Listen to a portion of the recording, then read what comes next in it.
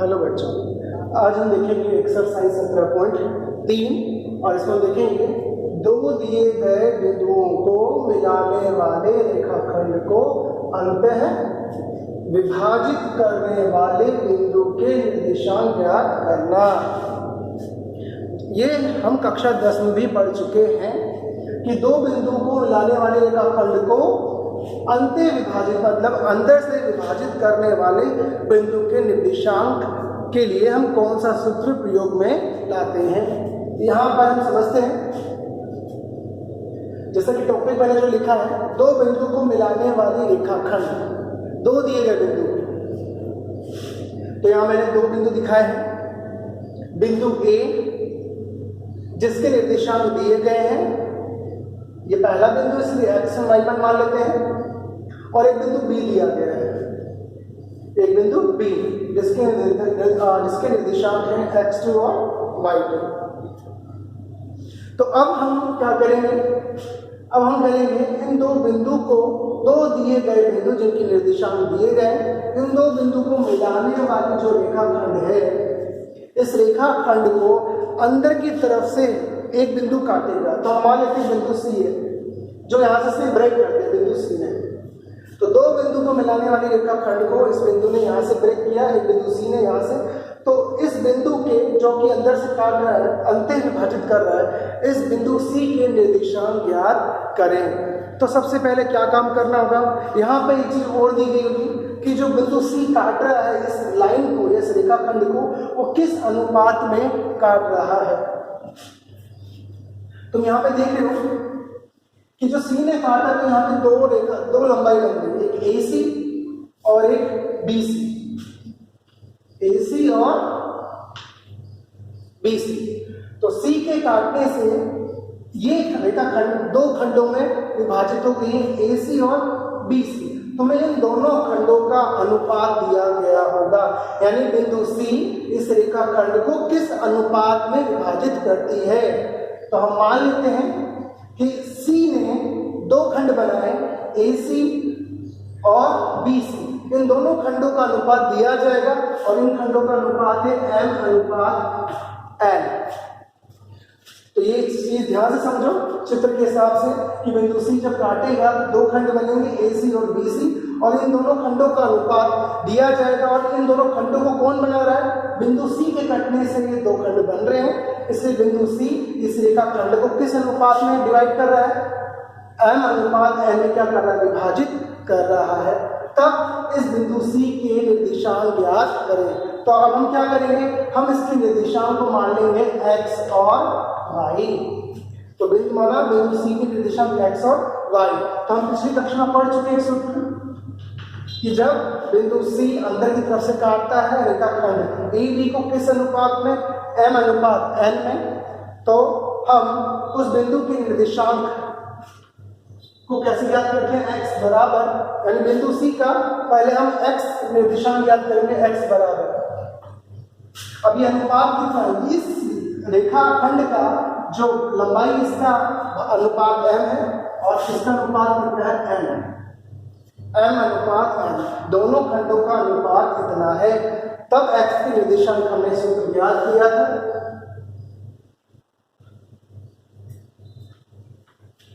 हमने ये फॉर्मूला पिछली कक्षा में पढ़ा था कि बिंदु C का जो x निर्देशांक निकलेगा वो ऐसे निकलेगा, m(x2), हमें x चाहिए तो फॉर्मूला लगेगा m(x2) प्लस n(x1) बटे m+n। यहाँ पे जो प्लस लगाया गया है वो अंते विभाजन के लिए लगाया गया है। जब अंदर से विभाजन होता है तो हम प्लस लगाते हैं, और x निर्देशांक के लिए तुम्हें इस अनुपात के साथ दूर वाला निर्देशांक लेना है x, और n के साथ लेना है इधर वाला निर्देशांक x1। तो ये फॉर्मूला हो गया। इसी प्रकार से C का जो y निर्देशांक होगा वो भी हम वैसे ही लिखेंगे, my2 प्लस ny1 बटे m+n। तो ये जो दो सूत्र हैं, यानी x और y निर्देशांक ज्ञात करने का, किस बिंदु का, बिंदु C का, जो हम पिछली कक्षा में पढ़ चुके हैं। अब इस सूत्र की मदद से हम क्या कर सकते हैं, अंतः विभाजित करने वाले बिंदुओं के निर्देशांक ज्ञात कर सकते हैं। अब हम देखते हैं कि जब रेखाखंड को हम बाहर से विभाजित करें तो उसके निर्देशांक क्या होंगे। तो हम देखते हैं अगला टॉपिक। अभी हमने अंत्य विभाजन पढ़ा, हम पढ़ेंगे बाह्य विभाजन। दो दिए गए बिंदुओं को मिलाने वाले रेखाखंड को बाह्य विभाजित करने वाले बिंदु के निर्देशांक ज्ञात करना। अब मैंने यहाँ दो बिंदु दर्शा दिए हैं जो दिए गए हैं, क्योंकि दो दिए गए बिंदु ए जिसके निर्देशांक x1 y1 है और बिंदु बी जिसके निर्देशांक है x2 और y2। मैंने इनको क्या कर दिया है, मैंने इनको मिला दिया है जिससे एक रेखाखंड बना। इस रेखाखंड का नाम क्या है, AB। अब हमें करना क्या है, अब इस रेखाखंड AB को, रेखाखंड कौन है, AB, इस रेखाखंड AB को बाहर से विभाजित करेगा कोई बिंदु, बाहर से। अब बाहर से कटने का मतलब है काल्पनिक रूप से कटना। जैसे इस रेखाखंड को अंदर यहां से काटूंगा तो ये तो अंदर से कट गया, बाहर से काटना मतलब ये काट दिया, ये कट गया, लेकिन ये तो काल्पनिक कटा ही नहीं, तो हम इसको काल्पनिक मानते हैं। हम इस रेखा को हम काल्पनिक रूप से आगे बढ़ा देते हैं ऐसे, और मान लेते हैं कि ये रेखाखंड यहाँ पे कट गया है, ठीक है। तो हम इस बिंदु क्या मान लेते हैं, C। तो इस प्रकार इस रेखा को आगे बढ़ाने पर हम मान लेते हैं कि बिंदु C पर कट गया। तो कौन काट रहा है, बिंदु C काट रहा है, और किस तरफ काट रहा है, बाहर की तरफ काट रहा है, राइट। अब इस कंडीशन में हम देखेंगे कि बिंदु C के निर्देशांक क्या होंगे। तो बिंदु C के निर्देशांक क्या मान लेते हैं, x और y, लेकिन हमें अनुपात नहीं पता, अनुपात दिया होना चाहिए। तो हम मान लेते हैं कि बिंदु C इस रेखाखंड AB को किस अनुपात में बांटता है, m/n। अब कैसे, अब यहाँ पे दो खंड, सबसे महत्वपूर्ण ये है कि C के काटने से जो दो खंड बने उन दो खंडों का अनुपात कितना होना चाहिए, m/n। तो दो खंड कौन से हैं, इसके जो दो खंड हुए हैं रेखाखंड AB के, किसने काटा, C ने। तो एक खंड हुआ AC, राइट, क्योंकि हम दो बिंदु से लेंगे AC, और एक खंड हुआ BC। इन खंडों का अनुपात कितना है, m/n, m/n। तो हम इनका जो अनुपात होगा वो मान लेते हैं m/n। तो इस AB के दो खंड हुए AC और BC, और C ने इस खंड को बांट दिया दो खंडों में जिसका अनुपात m/n है। तो जब बिंदु C रेखाखंड AB को बाहर की तरफ से m/n में विभाजित करता है तो इस बिंदु C के निर्देशांक का सूत्र होता है x बराबर, फॉर्मूला वही लगाना है, mx2, मतलब यहां से देखेंगे mx2। अब बस अंत बाह्य विभाजन के लिए माइनस हो जाएगा और फॉर्मूला वही रहेगा जो तुमने पढ़ा अभी पिछले टॉपिक में देखा। तो यहां होगा x बराबर mx2, अब बाह्य विभाजन के लिए जाएगा माइनस mx1 बटे m-n। ये इस प्रकार से आया mx2 माइनस mx1 बटे m-n।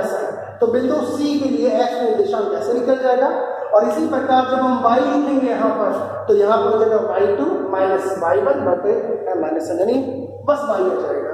तो इस प्रकार हमने अंत और बाह्य विभाजन के लिए ये फॉर्मूला देख लिया है।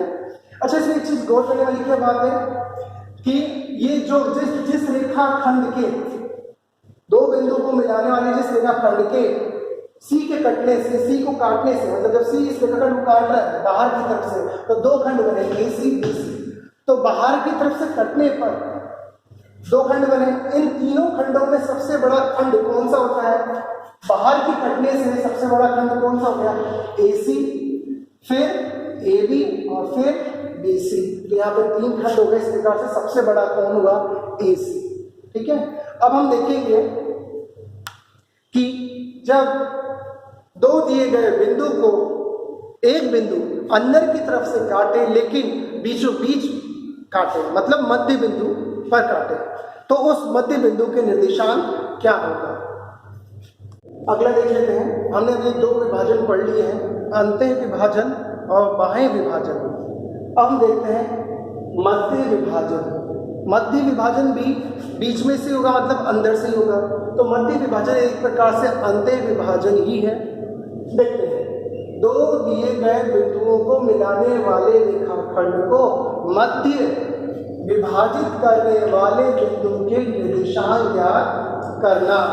तो दो दिए गए बिंदु को जब अंदर से एक बिंदु काटेगा बीचों बीच यानी मध्य से, तो उस मध्य बिंदु के निर्देशांक क्या होंगे। यहाँ मैंने दो बिंदु दिखाए गए हैं जो दिए गए हैं। एक बिंदु ए दिया गया है, दिया जाने से मतलब है उसका निर्देशांक दिया गया है x1 y1।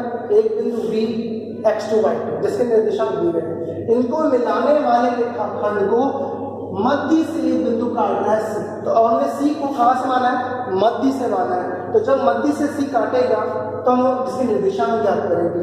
हम इसके निर्देशांक जो हमें ज्ञात करना है उसको हम मान लेते हैं x और y। तो अब हमें C के निर्देशांक ज्ञात करने हैं x और y। तो किस सूत्र से हम ज्ञात करेंगे, अब हम देखेंगे यहाँ पर। अगर निर्देशांक ज्ञात करने तो सबसे पहले हमें जानकारी होनी चाहिए कि बिंदु C इस रेखाखंड AB को किस अनुपात, जो दो खंड बन रहे हैं AC और BC, इन दोनों खंडों का अनुपात क्या है। तो यहाँ देख रहे हैं कि जो ये रेखाखंड AB है उसके दो खंड हो चुके हैं C के काटने से। एक हुआ AC और एक हुआ BC, तो दो खंड हुए। तो C में दो खंड बन रहे हैं AC और BC। तो इन दोनों खंडों का अनुपात क्या है, जैसे हम बोलते हैं ना M अनुपात N, तो ये अनुपात क्या है, क्या M अनुपात N ही होगा। देखते हैं, AB के दो खंड हुए AC और BC, और हम देख रहे हैं चूंकि बीच में से काट रहा है कौन, C। जब बीच में से काट रहा है तो ये दोनों खंड क्या होने चाहिए, बराबर। तो हम कह सकते हैं कि AC बराबर BC, दोनों खंड क्या होंगे, बराबर, AC बराबर BC। इसीलिए इन खंडों का जो अनुपात होगा, अनुपात मतलब बटा, AC बटा BC, AC बटा BC, AC बटा BC, ये कितना होगा, चूंकि दोनों बराबर है। जब बराबर है तो दोनों कट जाएंगे कितनी बार, एक बार। जैसे हम कह सकते हैं दोनों बराबर है तो मैं यहाँ पे BC लिख सकता हूँ, BC से BC कटेगा 1:1 में। तो हम कह सकते हैं कि मध्य बिंदु उस रेखाखंड को जहां से काटती है, तो दोनों जो अनुपात बनता है, दोनों खंडों का अनुपात वो हमेशा कितना बनता है, 1:1 बनता है। तो इस प्रकार मध्य बिंदु किसी भी रेखाखंड को किस अनुपात में काटेगा, 1:1 में ही विभाजित करेगा। अब इस कंडीशन में बिंदु C का x क्या हो जाएगा वो देखते हैं।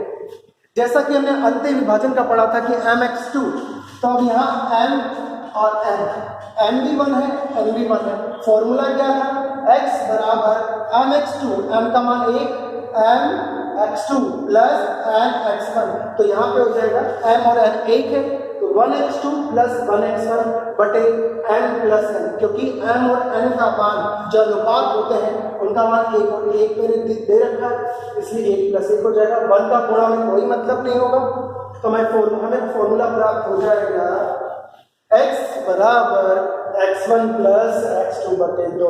अब ये तुम्हें फॉर्मूला याद कर लेना है अच्छे से। ये फॉर्मूला किसका होता है, मध्य बिंदु के निर्देशांक का होता है।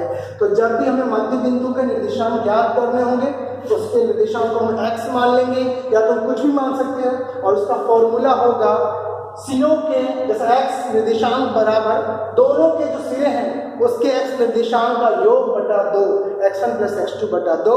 इसी प्रकार C का जो y निर्देशांक होगा वो भी कितना होगा, y1 प्लस y2 बटा 2।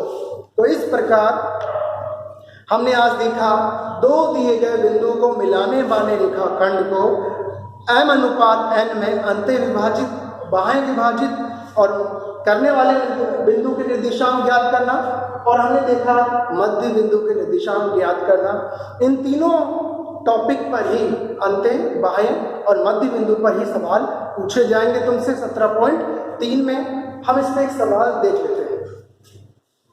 हम ऐसा करते हैं कि सवाल ना देकर के हम कुछ महत्वपूर्ण बिंदु और देख लेते हैं। जैसा कि वापिस हमें दो बिंदु दिए गए और बिंदु को ये भी मानना जरूरी है, अगर बिंदु के नाम ना दिए जाए तो हम बिंदु को कुछ भी मान सकते हैं। तो तो अब दो बिंदु मान लेते हैं P और Q, और मान लेते हैं कि वही इसके निर्देशांक है x1 y1 x2 y2 ये दिए गए हैं। और अगर बोला जाए कि इस दिए गए दोनों बिंदु को मिलाने वाले रेखाखंड को x अक्ष काटे, क्या कौन काटे? y अक्ष या x अक्ष? तो y अक्ष का काटना y अक्ष नहीं बनता। अगर इसे y अक्ष काटता है, कौन सा अक्ष? y अक्ष होता है ना, y अक्ष। y डैश बीच में वो भी होता है, वो हमने द्विविमीय निर्देशांक ज्यामिति बना के नहीं दिखाया, लेकिन हम ये सब किसके अंदर कर रहे हैं? ये सब हम द्विविमीय निर्देशांक ज्यामिति के अंदर ही बता रहे हैं।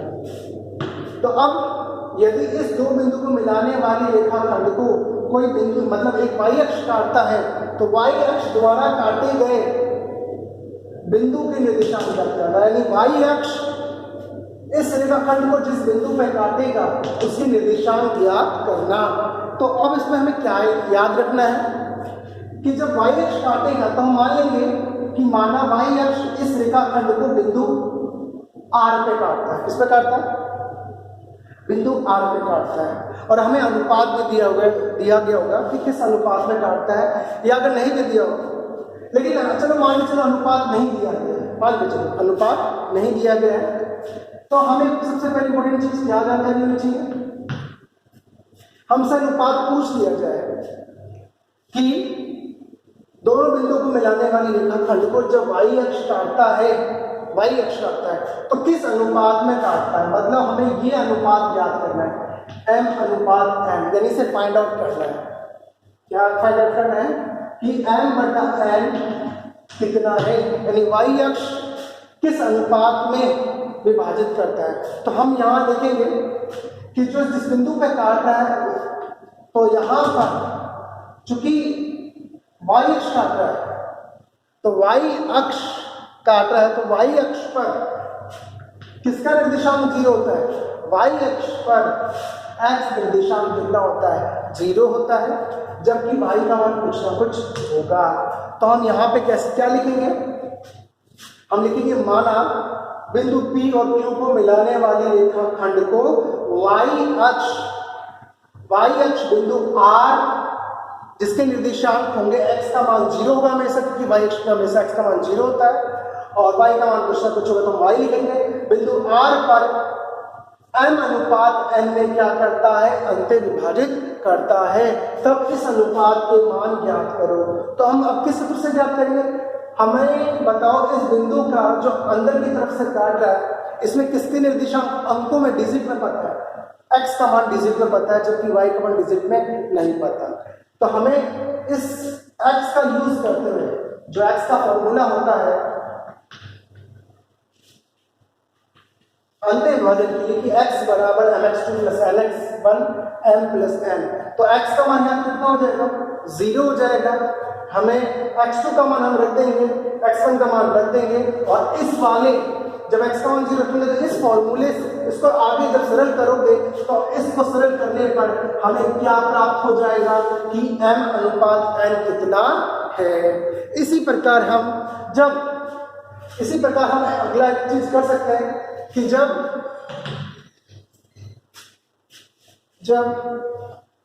दो बिंदु को मिलाने वाली रेखाखंड को जब x अक्ष काटेगा, तो इसी प्रकार हम देखेंगे कि x अक्ष किस अनुपात में काटेगा। तो हम मान लेंगे कि m अनुपात n में, किस मान लेंगे? m अनुपात n में। इस प्रकार अगर हमसे पूछ लिया जाए कि दो बिंदु P और Q को मिलाने वाले रेखाखंड को x अक्ष किस अनुपात में विभाजित करता है, तो हम प्रश्न को कैसे स्टार्ट करेंगे? हमें चाहे तो कच्चा चित्र भी बना सकते हैं समझने के लिए। तो हमने PQ को मिलाया और x अक्ष दिखाया, और हमने दिखाया कि x अक्ष किस बिंदु पर काटना है? R पे काटता है। तो हम लिखेंगे माना x अक्ष दिए गए दोनों बिंदु को मिलाने वाले रेखाखंड को बिंदु R पे किस अनुपात में काटता है, जो अनुपात हमें ज्ञात करना है। तो मानेंगे m अनुपात n में अंत विभाजित करता है, जिसमें r के जो निर्देशांक होंगे उसमें x का मान कुछ ना कुछ होगा, क्योंकि x अक्ष काट रहा है। जब x अक्ष काटता है तो x जो बिंदु बनता है, जो बिंदु कटता है, उस बिंदु पर x का मान कुछ ना कुछ होगा, लेकिन x अक्ष पर y का मान कितना होता है? 0। अब तुम यहाँ पर इस अनुपात को ज्ञात करने के लिए x का फॉर्मूला ना लगा के किसका फॉर्मूला लगाओगे, y का। तो y बराबर m/2 प्लस n/1 बटे m प्लस n। और इस प्रकार तुम y का मान 0 रख कर, जो हमें डिजिट में पता है 0 रख करके इसको सरल करके हम क्या ज्ञात कर सकते हैं, अनुपात ज्ञात कर सकते हैं। इस प्रकार 17.3 में हमने अंतः बाह्य विभाजन पढ़ा, मध्य बिंदु पढ़ा और ये जाना कि यदि दो बिंदु दे दिए जाए और तीसरा बिंदु भी जो काट रहा है अंदर से वो भी दे दिए जाए, निर्देशांक उसकी दे दी जाए, तो हम अनुपात कैसे ज्ञात करेंगे। फॉर्मूला वही है, जो हमें दिया गया है हम उसे रख करके जो हमें फाइंड आउट करना है वो हम आसानी से कर लेंगे। आज के लिए बस इतना ही।